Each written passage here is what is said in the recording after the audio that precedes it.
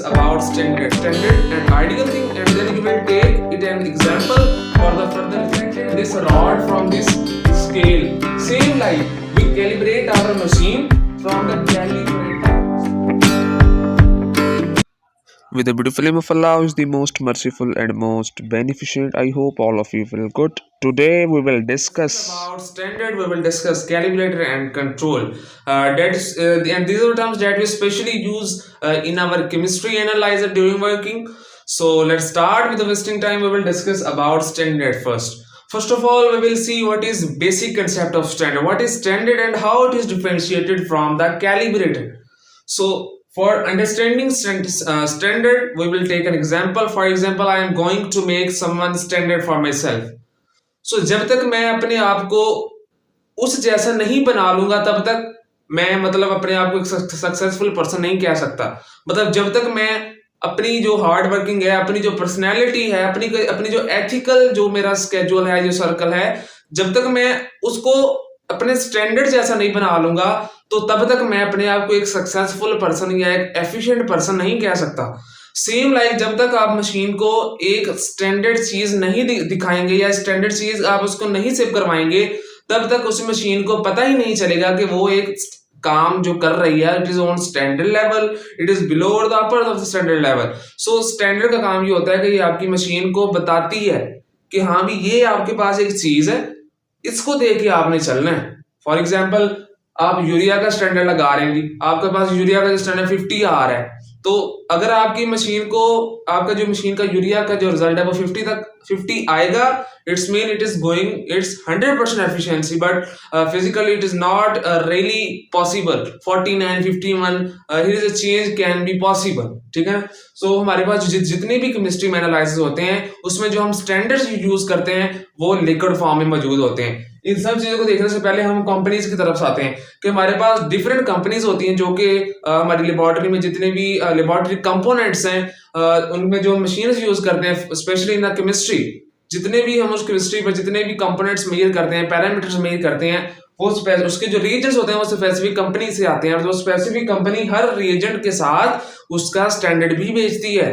और स्टैंडर्ड का क्या मतलब होता है कि उसने मशीन को बताना है कि हाँ भी ये वैल्यू है, आपने इसको फॉलो करके रिजल्ट्स देने हैं. तो अगर तो वो उसको फॉलो करके 100% एफिशिएंट रिजल्ट देगी, it's mean your machine is doing good, your standards are okay, your of the kit of your relevant company is okay. So first of all it is present in the liquid form. आपके पास laboratory में जितने भी reagents आते हैं इन companies के, they are in the liquid form. लेकिन क्या होता है कि they are less sensitive, they are not highly portable from your external environment. कि जो एक्सटर्नल टेम्परेचर है, जो उसकी एसिडिटी जो पीएच कंपोजिशन है, वो इतना अफेक्ट नहीं करती स्टैंडर्ड पे इन कंपैरिजन ऑफ कैलिब्रेटर. इन दोनों में से ज्यादा सेंसिटिव कैलिब्रेटर है, लेस सेंसिटिव स्टैंडर्ड है. यानी कि एक्सटर्नल हैजर्ड से ये ज्यादा स्टेबल रहता है. जो एक्सटर्नल एनवायरनमेंट जितने भी peaks and ups and downs हैं वो कैलिब्रेटर की बनिस्बत जो स्टैंडर्ड होता है it is less sensitive and highly stable. इसी वजह से ये ज्यादा से ज्यादा टाइम भी गुजार जाता है. तो इसके अलावा क्या होता है कि जो आप कंपनी जिस कंपनी का रिएजेंट यूज कर रहे हैं उसके साथ for example you are using urea kit of humans company, तो उस किट के साथ एक स्टैंडर्ड आता है. एक स्टैंडर्ड एक पैरामीटर को मतलब उसके लिए आप यूज कर सकते हैं लेबोरेटरी के अंदर. तो अब आते हैं कैलिब्रेटर की तरफ. स्टैंडर्ड का हमें पता चल गया कि हमने मशीन को बताना है कि ये this is standard and ideal thing, and then you will take it an example for the further results. ठीक है ना. तो कैलिब्रेटर क्या होता है इसको हम एक एग्जांपल से देखते हैं. First of all you have one of the calibrated scale. So अब दूसरी जो आपके पास यहाँ पे मौजूद है दिस इज अ रॉड. ये कैलिब्रेटर नहीं है. हमने क्या करना है, कैलिब्रेटेड स्केल से अपनी रॉड को एक कैलिब्रेटेड सॉल्यूशन से अपनी मशीन को कैलिब्रेट करना है. अब हमने इसको यहाँ पे रख दिया, हमें पता चलेगा कि हाँ भी यहाँ पे ये 12 इंचेस इतने होते हैं. Then we calibrated this rod from this scale.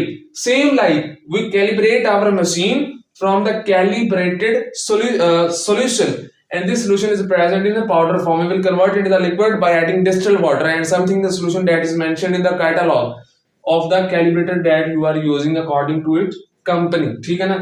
So इसके अलावा ये होता है कि here they are highly sensitive from external environment and external factor.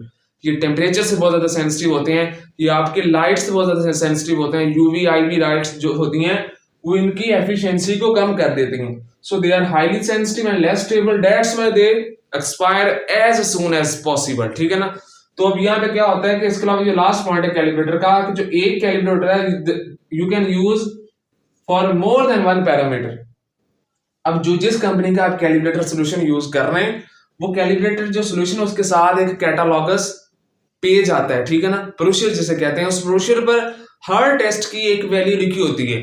अगर आपने एज जो सैंपल कैलिब्रेटर शिप करवाया आपकी मशीन ने, उस कैटालॉगस के मुताबिक यूरिया अगर वहां पे लिखा है कि यूरिया अगर 129 आएगी, it's mean your calibrator is okay and your machine is working in efficient way. So अगर आप यूरिया का कैलिब्रेटर लगाते हैं वो 129 आ जाता है तो इट्स मीन ओके. तो अगर आप यूरिक एसिड का लगाते हैं तो उस कैटालॉगस पर यूरिक एसिड की अलग वैल्यू लिखी होगी.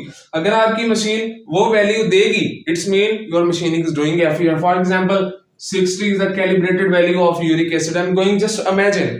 So calibrator ये होता है कि हमने एक अनकैलिब्रेटेड थिंग को, एक अनकैलिब्रेटेड स्केल को, एक अनकैलिब्रेटेड मशीन को कैलिब्रेट करना है with the help of the calibrated scale for rod, with the help of calibrated solution for the machine. So हर टेस्ट के लिए हम एक कैलिब्रेटर यूज कर सकते हैं, लेकिन इस कैलिब्रेटर की वैल्यू डिफरेंट आएगी और वो जो डिफरेंट वैल्यू होगी वो आप ब्रोशर से मैच करेंगे. अगर तो वो मैच हो जाएगी, it's mean your machine is doing good. So here are some of the companies of the जिनके आप कैलिब्रेटर्स यूज करते हैं. So at last we discuss about control.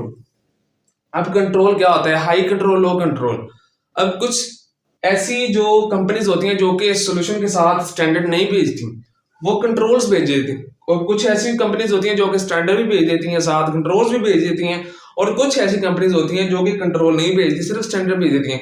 इन तीनों चीजों का क्या मकसद है कि इन्होंने आपकी मशीन की एफिशिएंसी को चेक करना होता है कि जो आपकी मशीन है वो एक प्रॉपर वे से, एक एफिशिएंट वे से काम कर भी रही है, नहीं यानी जो आपको वो रिजल्ट्स दे रही है वो एक प्रॉपर वे में एक अच्छे रिजल्ट दे रही है, या अनयूजुअल जो भी उसकी समझ में आ रहा है मतलब वो वही रिजल्ट दे रही है. सो कंट्रोल ये होता है कि हाई कंट्रोल, लो कंट्रोल. हर किट के साथ डिफरेंट होते हैं कंट्रोल्स.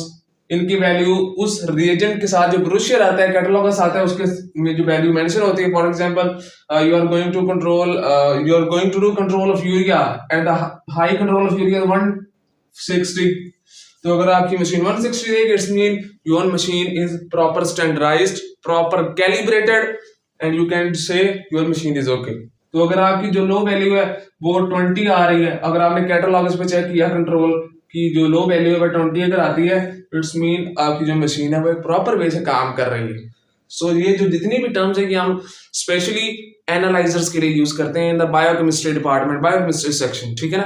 तो इनका काम सिर्फ ये होता है कि इन्होंने आपकी मशीन को बताना है हाँ भी ये पैरामीटर है, इसकी स्टैंडर्ड वैल्यू ये है. आपने अगर यूरिया मेजर करना है तो आपने इस वैल्यू को लेके चलना है. ठीक है ना. इसलिए हम जो स्टैंडर्ड है वो एक क्या उसका नाम है, आपकी मशीन को बताता है कि हाँ भी ये चीज ओके है. कैलिब्रेटर क्या होता है कि वो एक अनकैलिब्रेटेड जो मशीन होती है, अनकैलिब्रेटेड जो इंस्ट्रूमेंट होता है उसको कैलिब्रेट करते हैं with help of noun value. यहाँ में नाउन ही था कि हाँ भी ये 12 इंचेस है.